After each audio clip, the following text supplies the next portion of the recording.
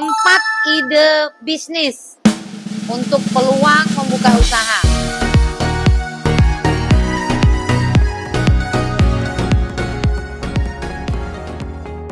Halo sobat-sobat RJL, jumpa lagi bersama RJL Creative Studio. Kali ini kita akan membahas 4 ide bisnis untuk peluang membuka usaha. Ketika kita mau membuka usaha, tentu saja aspek-aspek yang harus kita analisa seperti di konten kita sebelumnya. Ada beberapa aspek yang harus kita scroll dulu lah sebelum kita membuka sebuah usaha. Hari ini kita tambah lagi ya beberapa aspek yang harus kita pertimbangkan ketika membuka usaha. Yang pertama, jelas modal. Ya nggak mungkin dong kita buka usaha dengan modal 0 rupiah. Modal otomatis menjadi sesuatu di list pertama yang harus kita punya. Cuma kan kembali nih, modalnya nggak perlu besar. Modal kecil, untung besar. Yang pertama modal. Oke. Kedua yaitu pertimbangkan ketersediaan bahan baku. Karena ketersediaan bahan baku ini sangat penting. Jenis apapun usaha itu, bahan baku harus tersedia. Ide bisnis yang pertama yaitu membuka bisnis sebagai penjual makanan sehat atau bisnis penjual sarapan pagi. Menurut analisa saya, penjual sarapan pagi ini bisa bertahan sampai dengan waktu yang sangat lama. Misalnya nih, kalau kita lihat di jalan-jalan utama, sepanjang jalan-jalan utama, itu kalau kita pagi-pagi berjalan, itu yang paling rame itu apa? Otomatis adalah para penjual sarapan pagi. Bahkan kadang-kadang sampai antri. Jenis jualan sarapan pagi ini bisa berbagai jenis tentu saja, tergantung dengan lokasi atau daerah tempat kita ingin membuat bisnis jualan sarapan pagi. Misalnya nih, sarapan pagi kalau di tempat kita, ini lokasi kita di Riau, biasanya ada lontong Medan, ada mie rebus Medan, nasi goreng. Atau kalau misalnya saya jalan ke Jakarta, ada ketoprak di sana. Atau misalnya kalau kita jalan ke daerah Jawa Tengah, ada nasi gudeg, nasi urap, dan macam-macam lainnya ya. Untuk jualan sarapan pagi ini, ingat, rasa adalah yang utama. Kemudian kalau bisa, kita menambahkan tekstur rasa yang berbeda dengan pedagang serupa. Kedua, yaitu kedai sayur. Sepanjang pengamatan saya, usaha kedai sayur ini jarang yang bangkrut ya. Jualan kedai sayur ini punya cukup ketahanan dalam berusaha. Modal tentu saja tidak akan terlalu besar karena semua paket sayur itu bisa kita beli secara retail.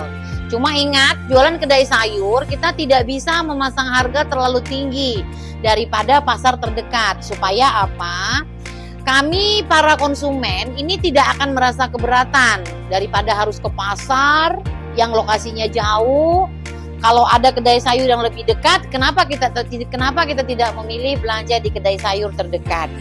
Dalam usaha kedai sayur ini, tipsnya alangkah lebih sempurnanya jika kita menyediakan paket-paket sayur. Jadi misalnya nih, saya ingin masak sayur sop.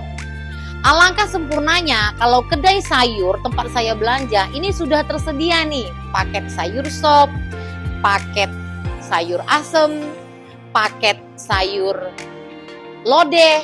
Nah, kalau sudah ada paket-paket sayur seperti itu, kami para ibu-ibu tentu saja akan lebih memilih paket sayur. Nah, kalau sudah ada paket lengkapnya dalam satu kantong dan harganya lebih terjangkau, itu akan lebih membuat kami ibu-ibu merasa efisien. Jadi kami tidak perlu meracik-racik lagi di rumah. Ide bisnis yang ketiga yaitu kita membuka usaha berjualan frozen food. Sekarang ini sedang tren-trennya anak muda ini mengkonsumsi frozen food. Berbagai macam frozen food yang bisa tersaji Ini banyak sekali macamnya, seperti misalnya dimsum, cheese roll, ada lagi sering bilang apa kondok, macam-macam ya. Begitu banyak jenis frozen food yang bisa kita konsumsi ya. Uniknya kalau kita buka usaha frozen food ini, kita punya rentan waktu dari pagi sampai sore bahkan malam, itu kita full bisa berjualan frozen food. Kemudian di depan tempat usaha kita, usahakan kita juga berjualan street foodnya. Dalam arti paket frozen food yang sudah bisa langsung dinikmati. Misalnya kalau dimsum ya kita sajikan misalnya bahan alat kukusnya, kemudian box-box dimsumnya, sehingga orang tidak hanya bisa belanja frozen food yang mentahnya, tapi juga yang masaknya pun bisa kita jual di tempat berjualan kita. Kalau kita kaji di poin pertama yaitu modal, otomatis berjualan frozen food ini sangat disesuaikan dengan ketersediaan modal yang kita miliki. Misalnya kita harus budgeting dulu lah. Misalnya kita mau jual untuk paket misalnya frozen food yang modal 1 juta sampai 3 juta, atau mau yang lebih besar lagi, kita punya modal sehingga kita bisa untuk budget 5 juta sampai dengan 10 juta misalnya. Ide bisnis yang keempat terakhir ini adalah jasa penitipan. Jasa penitipan sekaligus jasa pengiriman barang. Untuk ide bisnis yang keempat ini, modal cuma tempat aja.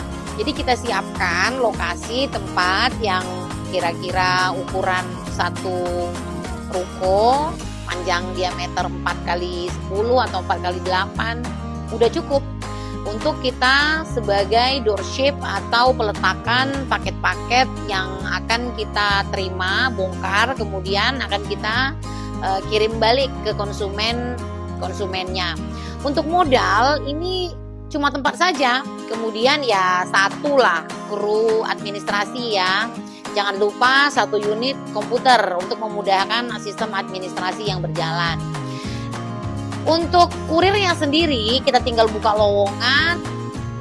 Untuk kurirnya modal tidak perlu dari kita karena kita tinggal buka lowongan, kemudian di dalam lowongan itu kita sertakan harus punya sepeda motor dan dilengkapi dengan SIM 4 ini. Kita biasanya berafiliasi dengan jasa-jasa pengiriman yang sudah ternama. Untuk ide bisnis yang keempat ini, jangan lupa kita harus memikirkan, kita harus berafiliasi dengan beberapa jasa-jasa pengiriman yang sudah ternama.